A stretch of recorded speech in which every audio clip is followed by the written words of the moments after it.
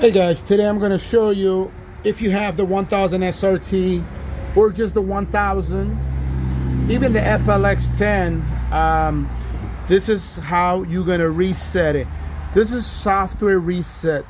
If you're still having problems after this reset, then something is wrong with your unit and you have to take it apart and inspect it. A lot of times it's liquid damage that causes a lot of weirdness with these controllers, right?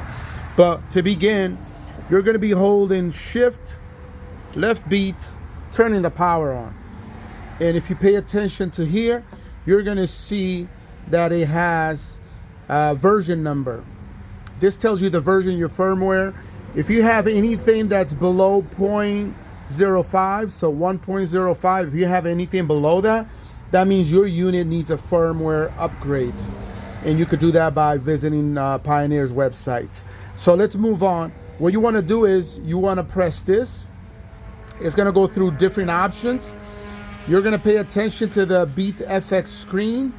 And when you see factory reset, that is what lets you do a factory reset. And to do a factory reset, you need to hold both sync buttons. So let me move the camera really quick to show you. Both sync buttons right here. Gonna hold it down.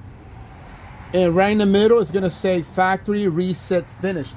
That means this thing is fully reset. I'm gonna turn it off. And what we're gonna do is we're gonna proceed with the second reset. So the reset that I just did, that was a service mode reset. Now we're gonna do another reset, which is gonna be the utility mode reset. And for this, I'm gonna hold shift, play button, and I'm gonna turn it on. And you're also gonna see right there, the queue lit up, and I'm gonna be navigating through here. I'm gonna be going through the different options, but I found it's easier to just go backwards. If you just go backward one time, you get factory reset. You're gonna hit Q, and then it's gonna move down to cancel. You're gonna go forward, and you're gonna get reset, and you're gonna hit Q one more time. Resetting, that is completed.